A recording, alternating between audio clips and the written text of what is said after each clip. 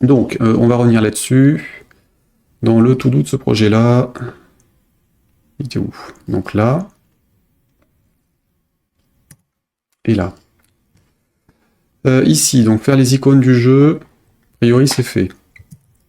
Génération des icônes pour les plateformes mobiles du jeu. Export PNG depuis PicMob Generator. Donc on va dire que ça c'est bon. Place les pages de lancement du jeu, ça c'est à faire à la main. Hop là, faire une icône. 512 par 512. 1024 1024 et 2048 par 2048. Donc ça je vais les faire par programmation. Ici, est-ce qu'on avait le ICO qui était noté quelque part? Icône, icône, icône. Non. Refaire. Icône Windows. Fichier ICO. Depuis les bonnes versions des images redimensionnées. Et pareil pour Mac. ICNS. Par contre, ça, on a déjà fait un point ICO, donc normalement ça devrait déjà changer par rapport au programme. Tester sur Linux, publier, archiver, machin. On avait 2-3 autres choses à faire, donc on va commencer par finir pour ces histoires d'icônes. Donc, déjà j'ai des icônes, j'ai le projet, donc je vais les remplir dans Delphi. Je sors de là. Donc là je suis dans le projet memory, c'est bon, et donc projet option. Puisque j'ai pas encore fait ce qu'il fallait pour récupérer ça directement dans les projets et que j'ai pas implémenté quoi que ce soit, enfin j'ai pas de projet ou d'extension d'IDE qui le fait pour l'instant, on va se le faire à la main. Donc là l'icône pour Windows elle s'est remise à jour, hein, puisqu'évidemment elle était gérée. Donc là par contre le projet en 150 par 150 je vais changer, puisque je veux récupérer les nouvelles et pas celles qui étaient faites la dernière fois. Donc icône, je prends pas le 100 memory, je le prends avec. Donc j'étais sur la 150 et par contre il ne faut pas que je le fasse en debug. Il faut que je le fasse en toutes les plateformes, sinon je vais encore me faire avoir à le faire partout. Alors allons-y, déjà 3636. Memory, il faudrait que je stocke le nom du dossier pour être tranquille au cas où. 3636, on doit l'avoir quelque part, ici. 4848. Ici. 72. Alors de temps en temps, je le fais en toutes les plateformes, de temps en temps juste en release, histoire d'avoir la flamme de FireMonkey pour les trucs en debug. Mais tant qu'à faire, autant... Enfin, ça permet surtout de virer sans trop se poser de questions les trucs qui sont pas censés être en prod, et de garder les autres si on a envie de les conserver. Sur les téléphones où on teste et on a à la fois des trucs de test et des trucs de programmation, pas des vrais. 192. Et ben voilà, il m'en manquait une. Il manque le 192 qui n'était pas sur ma liste au départ. Donc on va le rajouter à la liste. Ici, pomme E. Non, pomme R. Notepad 192 par 192. Ok, qu'est-ce qui me manque d'autre ou pas? 24 par 24. Pareil, je l'ai pas. Je vais les régénérer tout de suite, hein, mais je les rajouterai au programme en fait, derrière. Ici, je peux sortir donc 3636. Ça, je l'ai, c'est un vieux truc. 4848.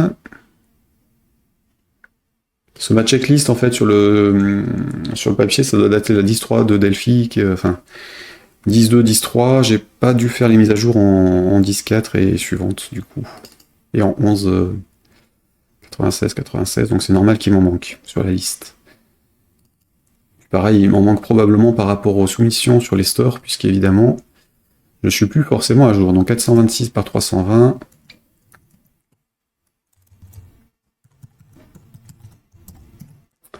Euh, 470 par 320. 140 par 480. 960 par 720. Celles-ci, normalement, je les ai quelque part, et ce sont des images d'accueil, donc je vais prendre les mêmes que d'habitude, à savoir celles de Gamolf. Si je les ai encore au bon endroit, donc dans Design, normalement. On a dit, ici, je suis sur lequel 426 par 320, c'est marqué là-haut, donc ça doit être celle-ci. Attention, les images PNG pour Android, ce sont des 9 patchs, donc on peut mettre plusieurs formats à la fois dedans, ou le gérer de façon différente. 640, 480, 9 patchs, il n'est pas géré par iOS pour l'instant. 960 par 720, c'est celle-ci. Hourra, j'ai bien mes images d'accueil pour Android. Et mes icônes, donc je vais juste changer pour rajouter les deux qui me manquent. Splash, Screen, PNG 9 patch, Android. Hop. Donc j'ai dit, il me faut du 192, 192 et 24, 24.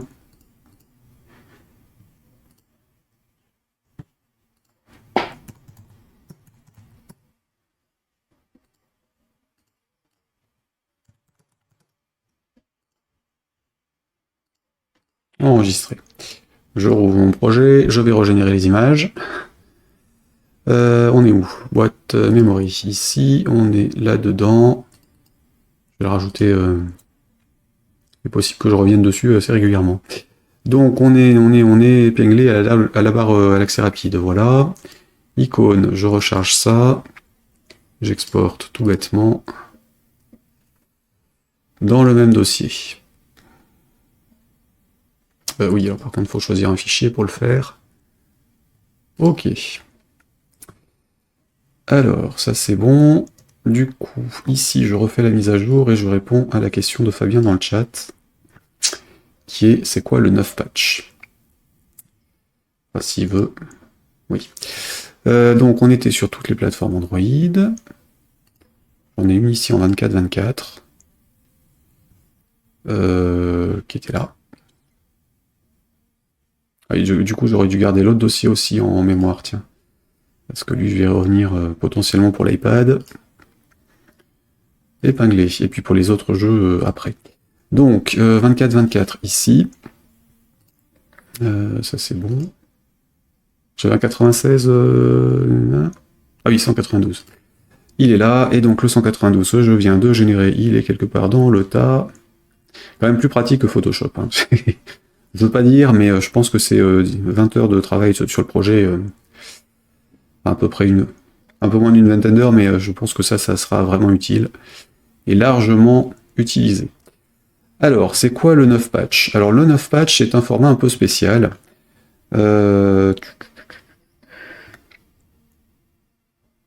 Ouais. Le mieux, c'est de partir sur la doc officielle. Donc, globalement, en fait, les images, c'est donc un rectangle.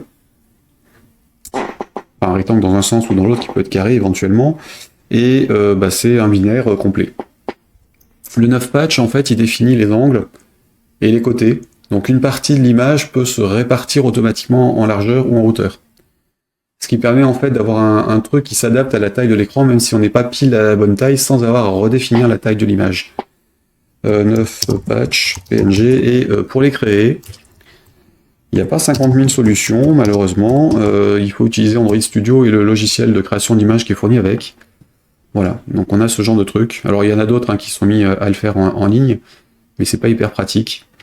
9 patch guide, tiens, voilà, celui-là.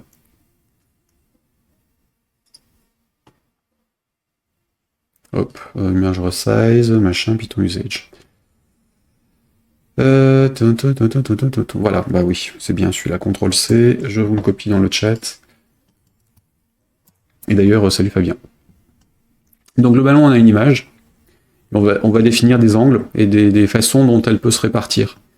Donc là, typiquement, sur un truc comme ça, on a la zone de saisie, la zone qui ne bouge pas, qui est à l'intérieur, et la partie gauche, elle doit pouvoir s'écarter ou se rapprocher, mais ça veut dire que la zone en haut, elle peut s'allonger sans déformation.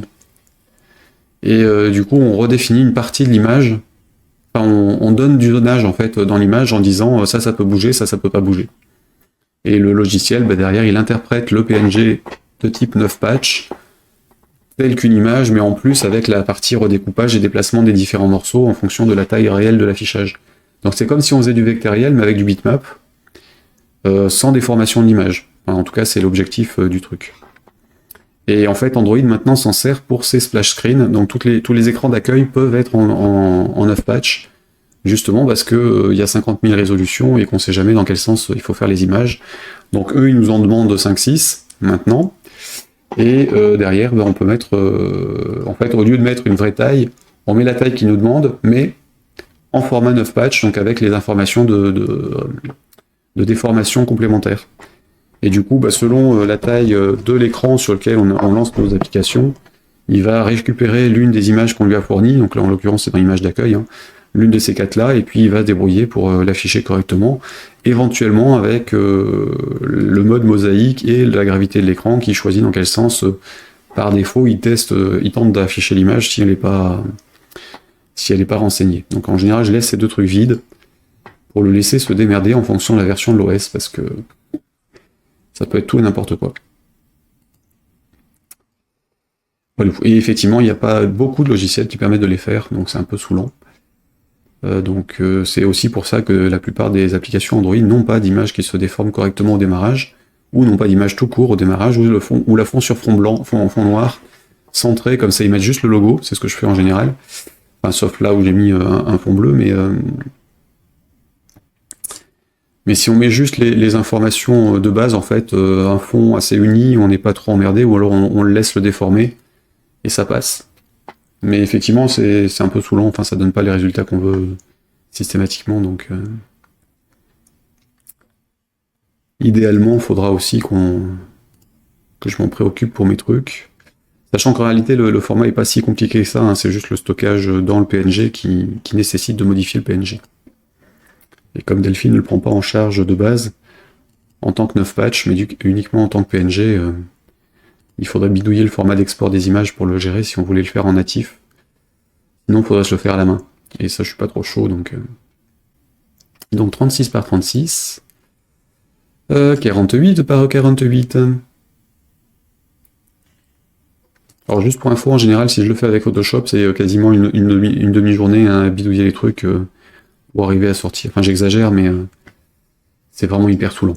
En plus de l'étape, enfin, incluant l'étape de copie des images dans le projet, à la mimine, en attendant que j'ai utilisé un truc qui le fasse. Donc, les mêmes, ça c'est dans l'autre. Ici, 426 par 300, 20. 640. Alors, on va continuer les options de projet pour iOS. Donc iPhone, iPad, en 32, 64 bits. Heureusement, il n'y en a pas 50 000. Donc, on est bien toutes les plateformes. Enfin, on n'a plus 50 000, puisqu'on n'a plus que le périphérique iOS, on n'a plus le simulateur et autres, qui ne servaient de toute façon à rien par rapport à ça. Donc là, tu m'énerves. Reste là. Voilà. Donc, je suis sur iPhone, 120, 120, même chose que tout à l'heure. Je vais sélectionner mes icônes, si elles y sont, sinon je les rajoute. 120, 120, je vais peut-être l'afficher en liste quand même, parce que là ça me saoule un peu. Détail, c'est quand même plus... Liste. Ouais. 120, 120, tu es ici. 180, 180. Ce qui est bien, c'est que c'est pas fastidieux du tout à faire.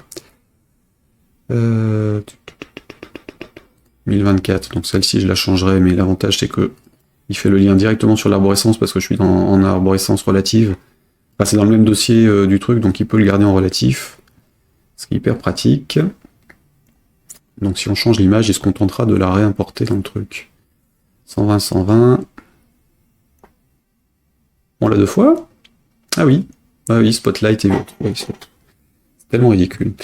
58 par 58. Alors ils sont même capables de nous dire que la 120-120 de Spotlight doit être différente de l'autre. Hein. Mais heureusement, c'est pas le cas. Enfin, je crois pas. Mais ils en sont capables. Nos amis de chez Apple. 40-40, je l'ai. Le 60-60 aussi, a priori, qui suit. Alors conseil, quand vous faites une série comme ça, une fois que vous avez fini l'écran, vous enregistrez, enfin vous sortez du truc en enregistrant et puis vous rouvrez après parce que...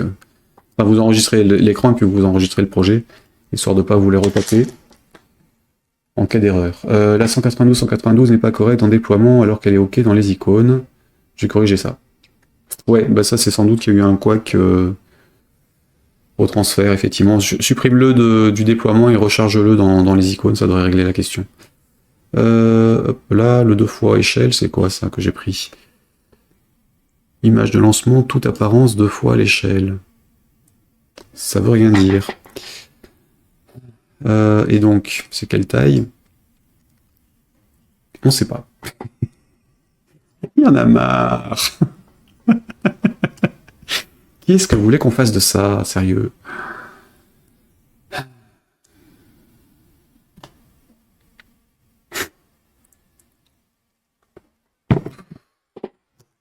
Des fois, c'est gonflant. Donc, 2 fois l'échelle. Mais je pense qu'ils savent pas non plus, et du coup, ils ont mis les images qui sont dans la bonne résolution pour eux. Et alors, ce truc-là, on va aller voir où elle est, parce que du coup, je vais aller récupérer la bonne taille. Donc, 2 fois l'échelle. Image de lancement, apparence foncée. Apparence claire, apparence foncée, apparence claire. Ça veut dire qu'on a le 1 fois l'échelle, non? On l'a pas.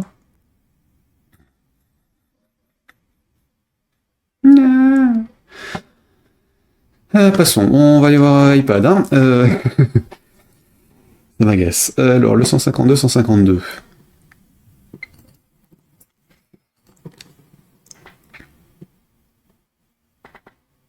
Ah bah voilà, une autre qui me manque, la 167 par 167. Android. iPhone, iOS. 167 par 167. Pareil, je la rajoute dans le programme. Après, donc ça, 80-80 je l'avais, 58-40 je l'avais. 80-80 elle est là. 58 par 58. 40 par 40. Bon, l'avantage c'est qu'on a les images d'origine de FireMonkey, donc si c'est toujours les mêmes que vous utilisez, vous écrasez le dossier dans lequel c'est stocké dans l'arborescence d'install et puis c'est réglé. Et donc ça, le 2 fois l'échelle, on ne sait pas ce que c'est. Donc on a un FMX 2 fois et un FMX Dark 2 fois. Donc on va les voir. Hein. Donc Bean Artwork, iOS, iPad dans le BDS, donc c'est Borland Database Studio, enfin Borland Developer Studio, donc en gros le dossier d'installation d'Aura Studio. L'étonnant c'est d'avoir un truc avec Bean et Artwork dedans, plutôt que Redist. Si je vais voir ce qu'il y a dedans comme taille de fichier, ça correspond à quoi? Donc, hop, le C. Programme ici, 86, Borland, non, Embarcadero. Borland. Ça n'existe plus, Borland. Enfin, plus pour nous. En tout cas, Bean, Artwork. Donc là, on a toutes les images. Donc si vous avez besoin de tout remplacer d'un coup, vous prenez ce qu'il y a là-dedans et puis c'est réglé. Donc là, c'était les images pour le UWP, hein, donc le 44 et le 150. En C et en Delphi. Et alors, par contre, on n'a pas le droit d'utiliser ces images-là en dehors de projets qui sont développés via Delphi. Hein. iPhone, donc on a nos histoires de 2X et 3X qui sont... Voilà. Si. Dark, alors Leclerc ici, 229, 396. Alors, iPhone 2X, 229 par 396. Les deux. Ah bah non. Ça aurait été... non, ça c'est le... Oui. Ça c'est bon, et donc 344, 594. Et donc le deuxième en dark, 229, 396 et 344, 594 en clair et en sombre.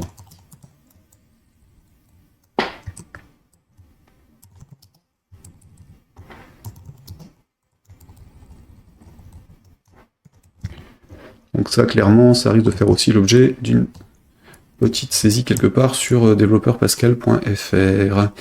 iOS, donc iPhone c'est bon, iPad, quelle est la taille des deux images en question? Donc on est en... de deux images, il n'y en a qu'une seule en fait, 458 par 792.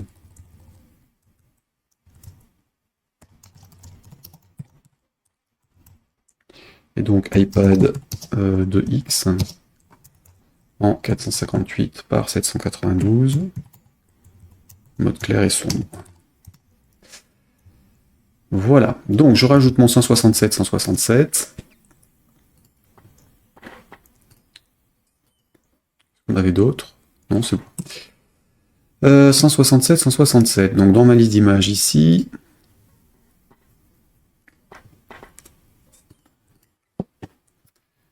Hop.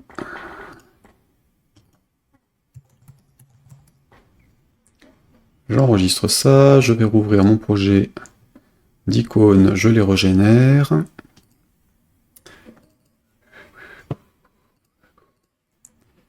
Pom, pom, pom, pom, pom, pom, pom, pom, pom. Voilà, j'ai mes icônes, donc je peux remettre le 167 qui me manquait pour l'iPad.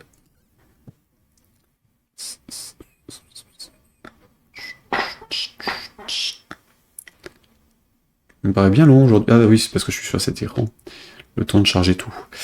Alors, je disais iPad 167 par 167.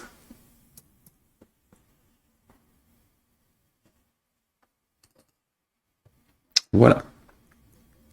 Donc je vais créer mes images qui me manquent pour les deux X. Donc là, du coup, je vais le faire en Photoshop. Ici, dans le dossier de Gamolf. Histoire de l'avoir avec les bons trucs, comme d'habitude, pour les prochains. Donc, on est là, ici. C'est juste une icône sur un fond bleu, donc au moins c'est réglé. Gamolf, tu es là. Et donc le design, il est là. Et je dois avoir un dossier Photoshop, un truc comme ça, fond de page, en JPEG et PNG. J'avais quoi d'autre? Ça et le logo.